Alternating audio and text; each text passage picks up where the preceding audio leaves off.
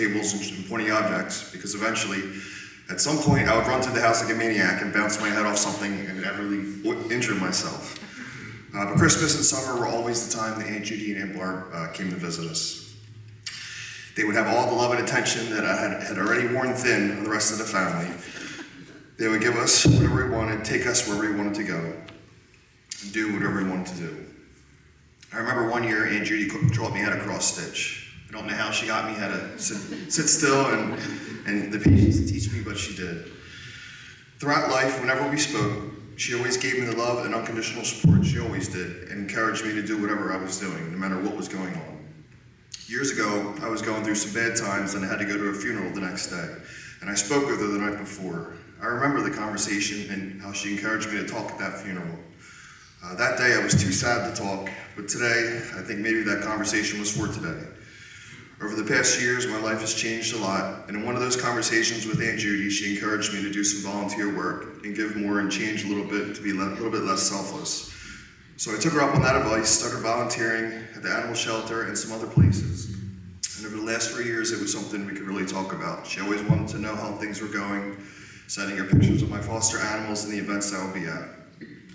One of our last conversations, she told me it warmed her heart to hear all the fun things I was doing and how things were changing through my journey of life and getting better. So today, that warms my heart to remember that. Aunt Judy, we love you and we will miss you. We'll never forget your smirk of a smile. Thank you.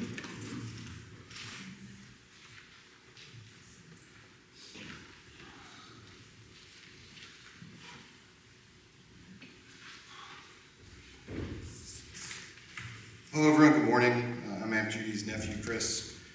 Thank you all for coming today. Thank you for treating her like family and showing her so much support and generosity, especially over the past few years. I know she felt like Elliot was home. My first memories of Aunt Judy were always of her arriving. Not because Aunt Judy wanted a pomp and circumstance, but because Aunt Judy always made sure she arrived for the important things. Christmas, summer vacations, weddings, family reunions. It was the holidays that we spent the most quality time together. We got to reflect on, around the kitchen table, all the aunts and uncles and cousins would get together. And there's always too much food. But at Christmas, us youngsters were allowed to open 1 or 2 presents Christmas Eve.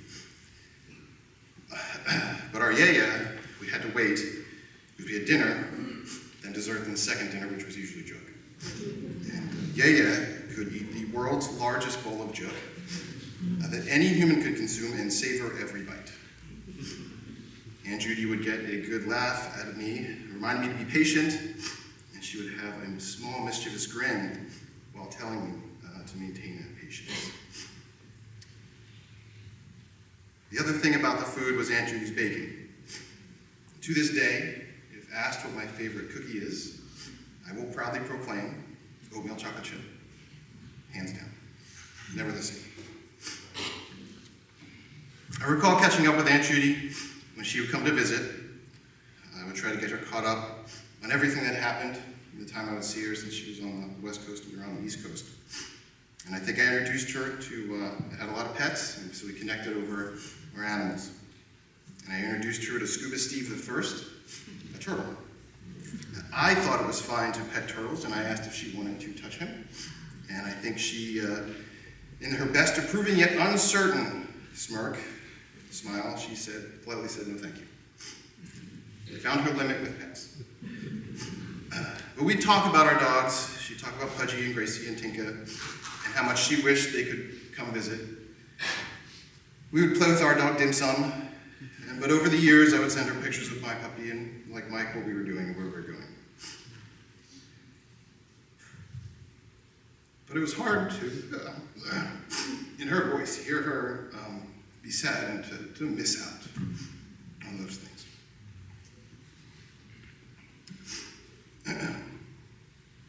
And there were times, like Mike said, that they would spoil us. They would take us on adventures to the aquarium, to the shore. And these were moments that, looking back, I didn't realize how important they were, how precious they were.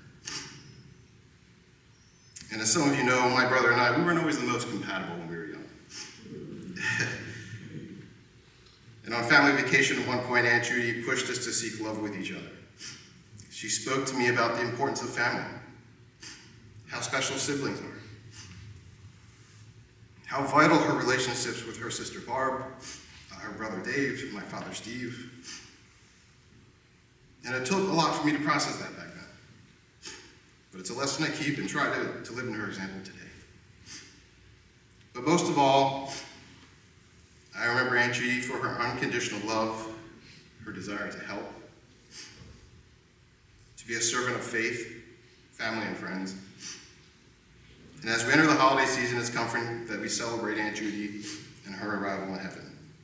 We love you, Aunt Judy. We miss you. May you rest in peace.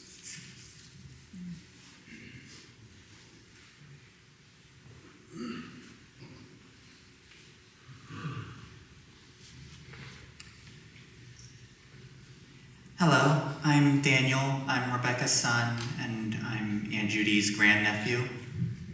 I also wanted to say some words about her. I have a lot of memories of her from my childhood throughout my young adulthood. And there are a lot of things that come to mind when I think of her. I always think of her love of animals. Every time she came to visit, she had a new movie she'd found about animals. And she'd put it on, we'd watch it, but if there was anything where they looked like they'd be in danger, she'd run out of the room. Even if we'd already Googled it and found out the animal was going to be okay, she would wait outside until the peril was over. And I remember her love of music. I remember listening to her voice sing so many beautiful hymns. She introduced my sisters and I to so much country music. But I also remember that with enough prompting, she was very, very good at Beatles Rock Band. But I also remember her sort of skeptical chuckle, which I heard a lot as a kid. And it was the same chuckle that Gong Gong, her brother David, had. And I always kind of wondered as a kid if she'd learned it from him. But one of the reasons I realized when I was thinking about Aunt Judy and preparing this is that I remember so many things from her. It made me think about a trip that my sister Lauren and my cousin Luke and I made to California when I was 6 and they were even younger. And we went out to California and we saw Aunt Judy, and this was one of the rare times we were seeing Aunt Judy in her home state, instead of her coming to visit us, and so we just thought she knew everything, and maybe she did. But she took us all around. She took us to see the Hollywood sign. We went to Legoland, which I was very excited about, and even Lauren loved seeing the purple trees that Aunt Judy made sure to show her, because she didn't know that trees could be purple. And that was a really fun trip, but like I said, I was very young and I shouldn't remember it as well as I do.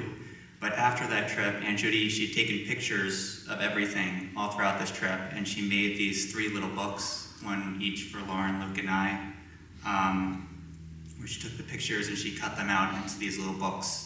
And mine was called Danny's California Adventure. Each of us had one named after us. And she had arranged the pictures and written little notes in them. It was sort of like a commentary on the whole trip, asking why I made a weird face in this picture, or little thought bubbles over our heads saying, when are we going to eat, as the 3 of us stared at a giant plate of chow mein. And I used to read my book over and over again for years, just thinking about that trip. And that was so indicative of Aunt Judy, who would always be doing something, whether it was making a craft with us or trying to teach me how to sing. But she always did things that made things memorable. So I'll be able to carry all these memories of her with me throughout my whole life. So from every adventure, from feeding pigeons in San Marcos Square, to decorating cookies, to just giving me advice about my career after school. I'm so thankful, Aunt Judy, for all the memories you've given me, and I look forward to talking with you about them again someday.